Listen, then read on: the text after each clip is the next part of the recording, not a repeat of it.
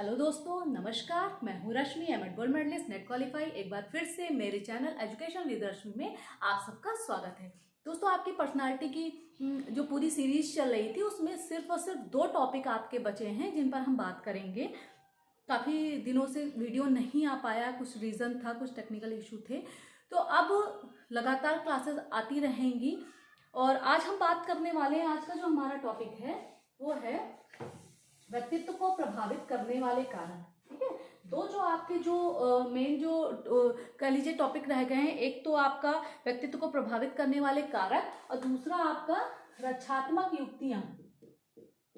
रचनात्मक युक्तियां, ठीक है, इंपॉर्टेंट टॉपिक है और हर एक पेपर में इससे संबंधित क्वेश्चन पूछा जाता है, क्योंकि सिगमंड फ्रायड ने इनके बारे में बताया कि रचनात्मक युक्तियां क्या होती हैं और इनका यूज क्यों किया जाता है। तो अगर सिगमंड फ्रायड सिलेबस में है तो इनका आना बिल्कुल भी तय है, इसलिए हम इन पर विस्तार से चर्चा करेंगे आगे आने वाले वीडियो में। ठीक है, इसीलिए इसी तरह से मेरे साथ बने रहिए। आज हम बात करने वाले हैं व्यक्तित्व को प्रभावित करने वाले कारक। व्यक्तित्व को प्रभावित करने वाले कारक।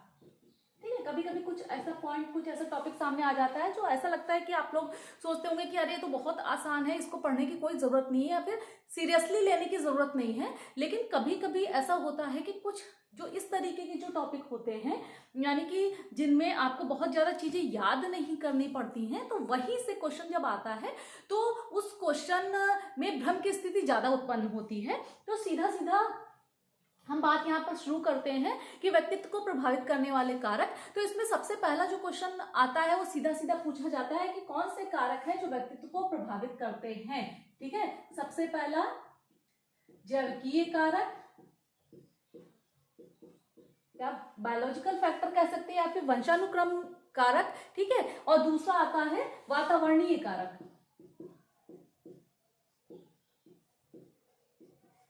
वातावरणीय कारक। ठीक है, तो सीधा सीधा प्रश्न पूछा जाता है कि व्यक्तित्व को प्रभावित करने वाले कौन कौन से कारक हैं।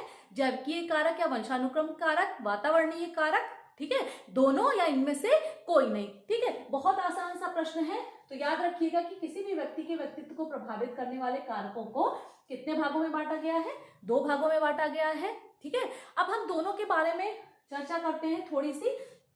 पहला है जैविकीय कारक, इंग्लिश में आप पढ़ेंगे तो बायोलॉजिकल फैक्टर है। ठीक है, या वंशानुक्रमणीय कारक जो होते हैं, यानी कि हेरिडिटी बेस्ड जो होते हैं फैक्टर। ठीक, यानी कि व्यक्ति जब जन्म लेता है, व्यक्ति में जन्म के समय ही विद्यमान होते हैं। ठीक है, इनका वातावरण का या किसी का इन पर कोई भी इफेक्ट नहीं मिल पड़ता है। ये जो कारक होते हैं, बायोलॉजिकल जो फैक्टर होते हैं, वो हमें अपनी पिछली पीढ़ी यानी अपने पेरेंट्स से, अपने ग्रैंड पेरेंट्स से, दादी से, नानी से, दादा से, नाना से, माता से, पिता से गिफ्ट के रूप में प्राप्त होते हैं। ठीक है, और जन्म के समय ही हमारे में ऐसे फैक्टर क्या होता है, पाए जाते हैं, और जिसमें हमारा बहुत ज्यादा उन फैक्टर को पाने में हमारा कोई बहुत ज्यादा रोल नहीं होता है, क्योंकि वो हमें जन्म से ही पहले से प्राप्त होते हैं। और जो फैक्टर हमें कहाँ से मिलते हैं, एनवायरमेंट से मिलते हैं, वातावरण से मिलते हैं, वो वातावरणीय कारक कहलाते हैं। ठीक है, एक एक के बारे में हम बात करेंगे। सबसे पहले बात करेंगे जैविकीय कारक। तो इसमें रंग रूप,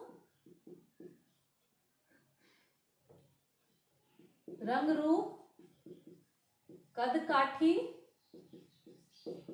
ठीक है, स्वास्थ्य, भार, अंतःस्रावी ग्रंथियां।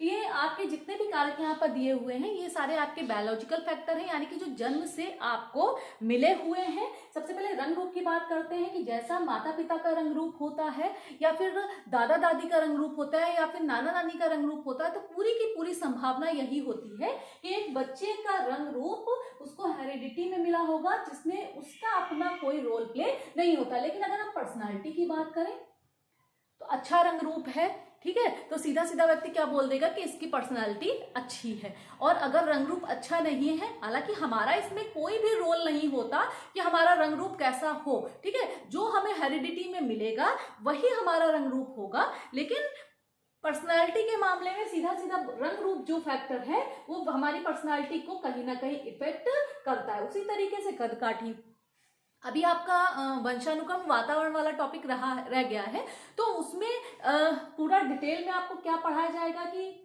माता पिता जैसे होते हैं बच्चों की वैसे ही होने की संभावना होती है, या फिर कितने % गुण बच्चा माता पिता से लेकर आता है, दादा दादी से लेकर आता है, या फिर अपनी और पिछली पीढ़ियों से लेकर आता है। तो कद काठी की बात करें तो लंबे अगर माता पिता हैं तो बच्चा भी लंबा होगा। अगर लंबा है बच्चा, हष्टपुष्ट है, देखने में सुंदर है, उसका रंग रूप अच्छा है, तो सीधा सीधा हम बता देते हैं कि इसकी पर्सनालिटी कैसी है, अच्छी है। और अगर रंग रूप अच्छा नहीं है या कद काठी थोड़ा सा कद कम है और शारीरिक रूप से स्वस्थ भी नहीं है बच्चा, तो सीधा सीधा बता देंगे कि इसकी पर्सनालिटी अच्छी बिल्कुल भी नहीं है। इसीलिए इन फैक्टर को इसके अंतर्गत रखा गया क्योंकि कहीं ना कहीं हमारे व्यक्तित्व को सीधा सीधा प्रभावित करते हैं। फिर भार की बात आती है। भार में आप देखते हो कि बहुत से तरीके के व्यक्ति होते हैं, कुछ दुबले पतले होते हैं लेकिन उनका भार ज्यादा होता है, और कुछ क्या होता है गठीले शरीर के व्यक्ति होते हैं लेकिन उनका भार कम होता है। ऐसा इसलिए होता है क्योंकि जो हड्डियां होती हैं हमारी, उनका भार होता है शरीर में मेन जो होता है, तो हड्डियों का जो भार होता है किसी में ज्यादा होता है और किसी में कम होता है। तो ऐसा नहीं है कि कुछ लोग हमेशा क्या होते हैं हर देखने में तो वो दुबले पतले हैं लेकिन उनका वजन ज्यादा होता है इसलिए परेशान होते हैं, लेकिन यहाँ पर परेशानी की कोई बात नहीं है। भार भी कहीं ना कहीं कह दीजिए, हड्डियों का वजन भी हमारी हेरिडिटी से या बायोलॉजिकल कहीं ना कहीं हमारी पर्सनालिटी को इफेक्ट करता है क्योंकि हमको बायोलॉजिकली ही मिला है। फिर बात करते हैं अंतरस्रावी ग्रंथियों की। अंतरस्रावी ग्रंथियां थायराइड ग्रंथि, पैराथायराइड ग्रंथि, पिट्यूटरी, थाइमस, एड्रिनल, ये सब एक तरीके का हार्मोन्स रिलीज करती हैं हमारी बॉडी में। क्योंकि अगर मान लीजिए कि अब इनका क्या रोल, ये क्या रोल प्ले कर रही है हमारी पर्सनालिटी को इफेक्ट करने में, तो एक एग्जांपल के थ्रू पे लेते थायराइड की बात करते हैं। तो थायराइड ग्लैंड में 2 तरीके की थायराइड होती है। एक का इफेक्ट ये होता है कि व्यक्ति का वजन क्या होता है, बढ़ता है, और दूसरे का इफेक्ट ये होता है कि व्यक्ति का वजन घटता है। तो अगर मान लीजिए कि आपका वजन लगातार बढ़ता जा रहा है तो कहीं ना कहीं आपकी पर्सनालिटी को भी इफेक्ट करेगा, ठीक है। तो इसीलिए जो अंतरस्रावी ग्रंथियां हैं इनको भी जैविकीय कारक के अंतर्गत रखा गया है और ये सीधे सीधे हमारी पर्सनालिटी को इफेक्ट करते हैं, ठीक है। अब हम बात करते हैं वातावरणीय कारकों की, ठीक है। वातावरणीय कारक, ठीक है। वातावरणीय कारकों में सबसे पहले परिवार, पास पड़ोस, विद्यालय, ठीक है, जनसंचार माध्यम,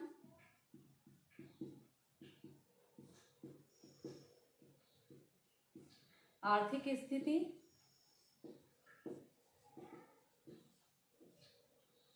धर्म व संस्कृति,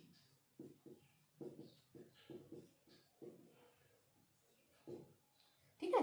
तो सबसे पहले हम बात करते हैं कि जो ये वातावरणीय कारक होते हैं ये भी कहीं ना कहीं हमारी पर्सनालिटी को इफेक्ट करते हैं, लेकिन इसमें वंशानुक्रम का कोई भी रोल नहीं होता है। ये वातावरण जैसा हमको मिलता है उसी हिसाब से हमारी पर्सनालिटी क्या होती है, डेवलप होती है। सबसे पहले तो परिवार की बात करें तो परिवार का जो एक माहौल होता है, एक वातावरण जो होता है, उसका अहम रोल होता है हमारी पर्सनालिटी को डेवलप करने में। यानी कि घर का अगर अच्छा शांत वातावरण है, घर में सब सौहार्द के साथ रहते हैं, सारा कुछ अच्छे से मैनेज होता है, तो उस बच्चे का जो वातावरण होता व्यक्तित्व होता है वो दूसरे तरीके का होता है। और जबकि दूसरा एक व्यक्ति है जिसके घर में रोज लड़ाई झगड़े होते हों, घर का माहौल बिल्कुल भी ठीक नहीं है, ठीक, तो वो उसकी पर्सनालिटी कहीं ना कहीं अलग तरीके की होती है, ठीक है। तो इस तरीके से जो परिवार होता है वो कहीं ना कहीं हमारी पर्सनालिटी को बहुत ज्यादा इफेक्ट करता है। और इसमें केवल पेरेंट्स की जिम्मेदारी नहीं होती बल्कि पूरी फैमिली की, यानी फैमिली में जितने मेंबर हैं एक बच्चे की पर्सनालिटी को डेवलप करने में, एक सकारात्मक रूप से डेवलप करने में पूरी फैमिली का एक बहुत बड़ा रोल होता है। क्योंकि छोटा बच्चा है, वो जो भी देखेगा घर में होते हुए वो वही सीखता है। आप उसको अच्छा आचरण आपका होगा तो वो अच्छा सीखेगा, बुरा आचरण होगा तो वो बुरा सीखेगा। ठीक है, आप बच्चे के सामने सच बोल रहे हैं तो वो सच बोलना सीखेगा। अगर आप बच्चे के सामने आपने किसी से झूठ बोल दिया, ठीक है, तुरंत बच्चा इस चीज को कैच करता है कि जब, यानी कि अगर मेरे पेरेंट्स ऐसा काम कर रहे हैं या फिर और फैमिली मेंबर ऐसा काम कर रहे हैं, यानी कि ये कहीं ना कहीं ठीक होगा, इसलिए बच्चा उसको काम को रिपीट करने लगता है। ठीक है, अब इस तरीके से हम बात करेंगे पास पड़ोस की। पास पड़ोस में भी बच्चा परिवार से निकलता है। जब बाल्यावस्था, शैशवावस्था के आखिरी चरण में वो क्या होता है, थोड़ा सा बच्चे में सामाजिकता की भावना का विकास होना प्रारंभ हो जाता है। तो बच्चा क्या करता है, जैसे ही घर से बाहर निकलता है तो अपने आस पड़ोस के लोगों को देखता है। आस पड़ोस जो होता है वो भी एक अहम रोल प्ले करता है, किसमें, बच्चे के व्यक्तित्व को डेवलप करने में, यानी कि पर्सनालिटी कहीं ना कहीं इफेक्ट हो रही है। अच्छा आस पड़ोस है तो अच्छी पर्सनालिटी डेवलप होगी, बच्चा अच्छी आदतें सीखेगा। यानी अगर आस पड़ोस ऐसा है, रोज लोग झगड़ रहे हैं, रोज कह लीजिए कि किसी को, बच्चा वो मादक पदार्थों का सेवन कर रहे हैं, आए दिन उनका झगड़ा होता रहता है किसी ना किसी बात पे, यानी कि माहौल अच्छा नहीं है आस पड़ोस का, तो बच्चे पर उसका सीधा सीधा, भले ही आप, क्योंकि बच्चे को आप घर के अंदर बंद करके नहीं रख सकते, तो सीधा सीधा कहीं ना कहीं उसका भी इफेक्ट आप पर पड़ता है। ठीक है, फिर विद्यालय, बच्चा फिर उसके बाद कहाँ जाना शुरू करता है, स्कूल जाना शुरू करता है। स्कूल का भी एक माहौल होता है, स्कूल में टीचर्स का, बच्चों का, उनके सहपाठियों का, स्कूल के वातावरण का बच्चे पर बहुत ही प्रभाव पड़ता है, यानी उसके व्यक्तित्व को सीधा सीधा ये भी एक कारक विद्यालय है जो प्रभावित करता है। फिर हम बात करेंगे आर्थिक स्थिति की। आर्थिक स्थिति का भी कुछ हद तक रोल होता है पर्सनालिटी को इफेक्ट करने के, क्योंकि अगर आप बच्चे को किसी भी चीज के लिए मना कर देते हैं तो उसके दिमाग पर बहुत ही गहरा असर पड़ता है। हर चीज बच्चे को नहीं दिलाई जा सकती, लेकिन जो जरूरत की चीजें हैं, पैसों की वजह से बच्चा पढ़ नहीं पा रहा है, पैसों की वजह से बेसिक नीड्स नहीं पूरी हो पा रही हैं, उसको खाने को नहीं मिल रहा है, तो पूरी संभावना होती है कि बच्चा क्या होगा, वो अपराध की ओर, यानी कि अपनी जो इच्छाएं हैं उसको पूरा करने के लिए किधर बढ़ेगा, अपराध की ओर, अपराधी प्रवृत्तियां अपनाना प्रारंभ कर देगा, और जो कि उसकी पर्सनालिटी को इफेक्ट करेगा। अब बात करेंगे जनसंचार माध्यम की। आजकल बाकी, पहले तो ये कहा जाता था कि परिवार सबसे महत्वपूर्ण है, ठीक है, लेकिन आज का जो दौर चल रहा है जहां पर 6 महीने का बच्चा भी जनसंचार के माध्यमों से लगातार जुड़ा हुआ है, यानी कि उसके हाथ में मोबाइल है, तो बाकी सब किनारे कर दीजिए, और आज की तारीख में जनसंचार का जो माध्यम है वो सबसे ज्यादा अहम रोल प्ले कर रहा है, किसमें, हम किसी भी बच्चे की पर्सनालिटी को डेवलप करने में, और पर्सनालिटी को बहुत ज्यादा इफेक्ट कर रहा है। कैसे कर रहा है कि बच्चे के हाथ में मोबाइल है और बच्चा वो चीजें भी उनमें देख रहा है जो उसे देखनी चाहिए, उसकी आयु के आधार पर जो उसे सीखनी चाहिए, और उन चीजों की भी जानकारी उसे मिल रही है जो कि जिसका उसकी आयु से, उसकी उम्र से कोई भी मतलब नहीं होता है। ठीक है, क्योंकि बच्चे कहते हैं ना कि जो चीज देखते हैं वही सीखते हैं, उसी को कॉपी करने की कोशिश करते हैं, और वैसा ही उसका धीरे धीरे धीरे धीरे जो कहते हैं ना कि पर्सनालिटी उनकी कहते हैं डेवलप होती जाती है। तो सबसे पहले बात कि जनसंचार के जो भी माध्यम हैं वो कहीं ना कहीं पर्सनालिटी को बहुत ज्यादा इफेक्ट करते हैं। ठीक है, फिर लास्ट का जो आपका पॉइंट है, धर्म और संस्कृति। किसी भी धर्म, यहाँ पर किसी एक पर्टिकुलर धर्म की या फिर किसी एक पर्टिकुलर संस्कृति की, कल्चर की बात नहीं हो रही है। ठीक है, धर्म और संस्कृति फिलॉसफी में आपका जो सोशियोलॉजी वाला पोर्शन है वहां पर आपको डिटेल में पूरा का पूरा बता दूंगी मैं। और वैसे तो धर्म के बारे में आप जानते होंगे, आप संस्कृति के बारे में भी कुछ ना कुछ जानते होंगे, यानी कि जहाँ पर हम रह रहे हैं वहाँ के लोगों का जो भी आचरण होता है, जो एक कहते हैं ना कि हर जगह का अपनी एक संस्कृति, कल्चर होता है, रहने का कल्चर, खाने का कल्चर, ठीक है, किस तरीके से वो चीज़ों को देख रहे हैं। ठीक है, जैसे कि हस्बैंड की जॉब की वजह से कई जगह पर मैं जाती रहती हूँ, ट्रांसफर होता रहता है, तो देखती रहती हूँ कि अब इस समय मैं उत्तराखंड में हूँ, तो उत्तराखंड का जो कल्चर है वो मेरे आसपास सब उत्तराखंड के ही लोग रह रहे हैं, सब यहीं के पहाड़ी लोग हैं, तो उनका जो कल्चर है, ठीक है, उसको कहीं ना कहीं देख रही हूँ मैं किस तरीके से, क्या उनका पहनावा है, क्या खान पान है, किस तरीके से लोग अपना जीवन यापन करते हैं यहाँ के लोग। ठीक है, तो एक संस्कृति जो होती है हर जगह की, हर समाज की जो संस्कृति होती है वो एक अलग होती है